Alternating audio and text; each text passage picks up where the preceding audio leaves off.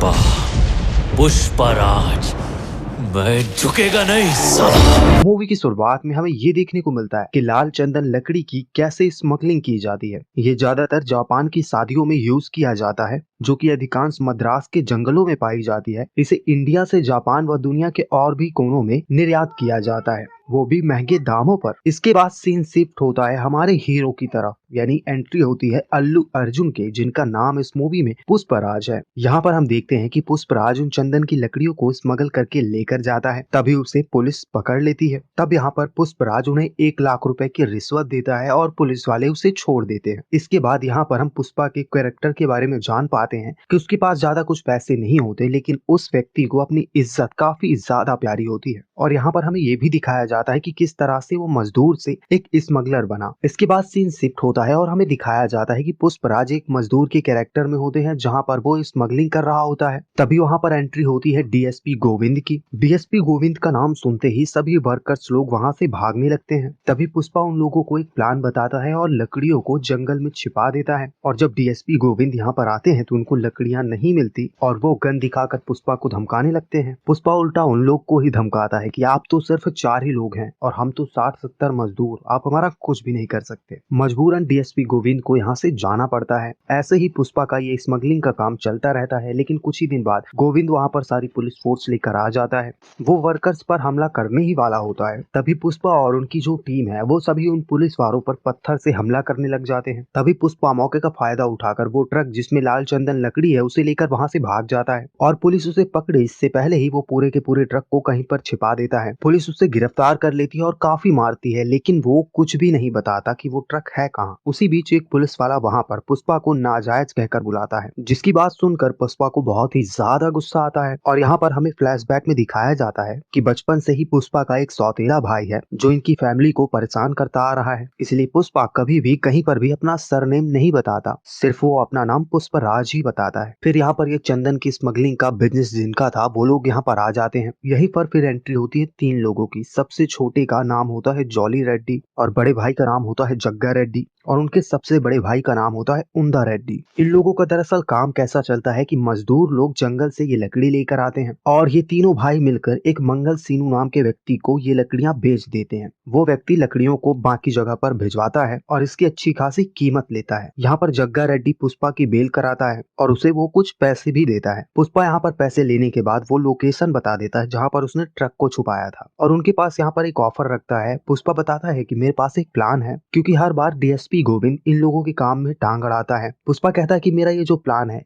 इसकी वजह से हमारा ये जो काम है अच्छा खासा चलता रहेगा। यहाँ पर कुंडा रेड्डी उसे 5 लाख रुपए ऑफर करता है। पुष्पा यहाँ पर कहता है कि मुझे 5 लाख रुपए नहीं चाहिए, बल्कि मैं तुम्हारे बिजनेस में 5% का पार्टनर बनना चाहता हूँ और आज से वो मजदूरी नहीं करेगा, वो सिर्फ इन लोगों के साथ पार्टनरशिप में रहेगा। दरअसल पुष्पा को 5 लाख रुपए मिलने वाले थे, लेकिन पार्टनरशिप में उसे 2 या 3 लाख रुपए ही मिलेंगे, लेकिन फिर भी वो इसके लिए तैयार होता है, इसीलिए कुंडा रेड्डी उसे अपना पार्टनर बना लेता है। दरअसल उसका प्लान ऐसा होता है कि वो लकड़ियों को ट्रक के नीचे रखकर ऊपर दूध के कंटेनर रख देता है, जिससे कि पुलिस वालों को ये लगे कि दूध सप्लाई हो रहा है, लेकिन दरअसल उस दूध के कंटेनर के नीचे लकड़ियां सप्लाई की जा रही होती है। ऐसा ही इनका बिजनेस कई दिनों तक चलता रहता है, कोई भी रुकावट नहीं आती, पुलिस वालों को जरा सा भी शक नहीं होता। अब यहाँ पर एंट्री होती है शिवबली की, जिसे देखकर हमारा हीरो यहाँ पर अपना दिल खो बैठता है, यानी कि पहली नजर में ही देखते ही उसको प्यार हो जाता है उससे। लेकिन यहाँ पर शिवबली उसकी तरफ देखती भी नहीं है। अब यहाँ पर हम देखते हैं मंगल सीनू को, वो कुंडा रेड्डी के यहाँ बहुत सारी लाल चंदन लकड़ी रखकर चला जाता है। वो दरअसल ऐसा क्यों करता है कि उसके गोदाम में छापा पड़ा है, इसलिए वो छुपाने के लिए यहाँ पर लकड़ियों को रख देता है।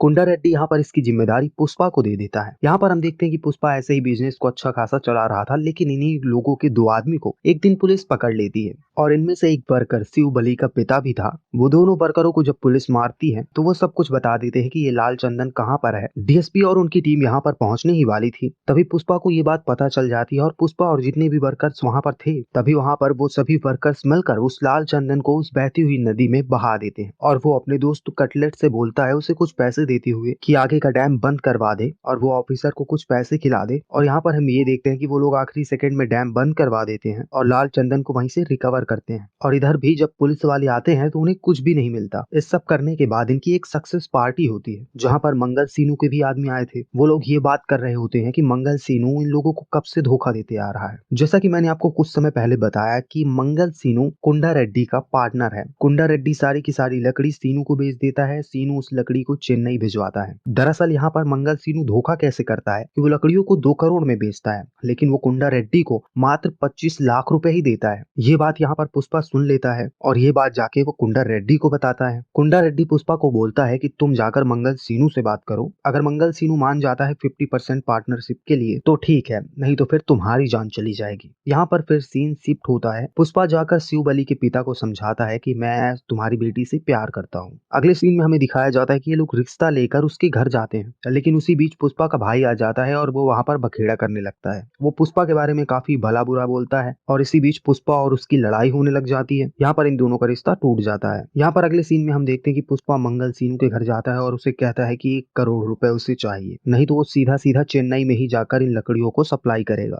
यहाँ पर इतना सुनते ही मंगल सीनू के आदमी पुष्पा पर हमला कर देते हैं, लेकिन यहाँ पर सभी के सभी कमजोर पड़ जाते हैं और पुष्पा सभी को बड़ी बुरी ही तरह से मारता है और वहां से चला जाता है।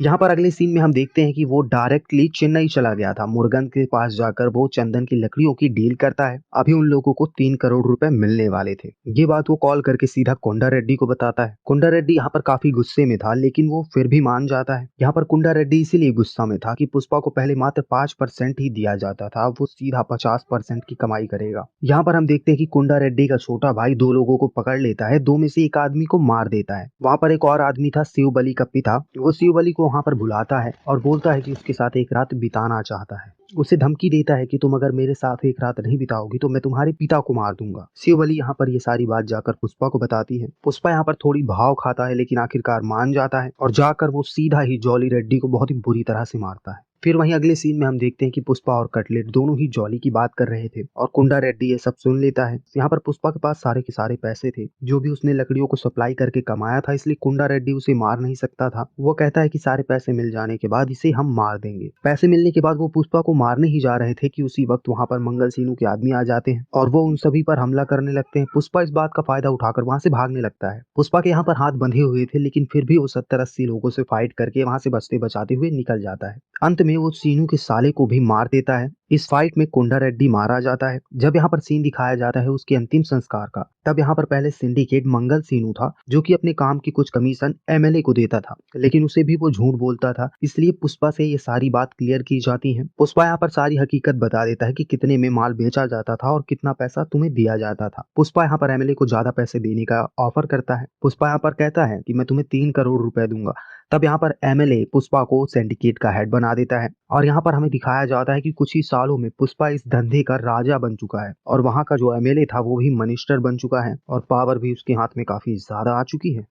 डीएसपी गोविंद को यहाँ से ट्रांसफर कर दिया जाता है और वहाँ पर नया डीएसपी आता है जिसका नाम होता है और सिंह शेखावत। यहाँ पर हमें दिखाया जाता है कि कुछ ही दिनों बाद शिव बलि और पुष्पा की शादी होने वाली थी और वो अपनी शादी का कार्ड देने के लिए शेखावत के पास जाता है और उससे थोड़ा रूडली बात करता है। तो शेखावत पुष्पा की बातों से काफी गुस्सा हो जाता है और पुष्पा की बेइज्जती करता है, उसे यहाँ पर नाजायज बोलता है। पुष्पा यहाँ पर कुछ भी उसे नहीं बोलता, अपने गुस्से को शांत कर लेता है। फिर ऐसे ही कुछ ही महीने चलते रहता है। कुछ ही महीनों बाद जब पुष्पा की शादी होती है, यहाँ पर हमें दिखाया जा रहा है कि पुष्पा शेखावत के पास था। वो उसे बोलने लगता है कि मेरी शादी हो रही है, इस वजह से मेरी माँ बहुत खुश है, इसीलिए वो उस दिन पुलिस स्टेशन में कुछ नहीं बोला और वो कहता है कि आज से मेरी शादी हो जाएगी और अब से मैं तुम्हें एक भी पैसा नहीं दूंगा। यहाँ पर पुष्पा शेखावत को कहता है कि तुम वर्दी के बिना कुछ भी नहीं हो और काफी भला बुरा बोलता है। इसके बाद हमें दिखाया जाता है कि यहाँ पुष्पा की शादी हो रही होती है और शेखावत पूरे बदले की आग में तड़प रहा होता है। यहाँ पर हम देखते हैं कि पुष्पा के 3 आदमी हैं। पहला ये शेखावत, दूसरा मंगल सीनू और तीसरा जॉली रेड्डी।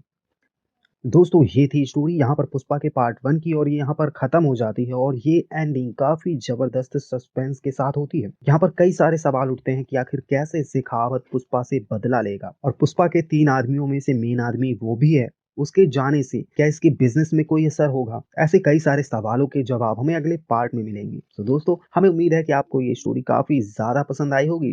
पसंद आई हो तो वीडियो को भी लाइक करें, दोस्तों के साथ भी जरूर शेयर करें और साथ ही साथ और भी ऐसे लेटेस्ट मूवी की स्टोरी से अपडेट रहने के लिए आप हमारे चैनल को सब्सक्राइब करना ना भूलें। तो चलिए दोस्तों मिलते हैं अगले वीडियो में, तब तक के लिए बाय बाय, टेक केयर, धन्यवाद।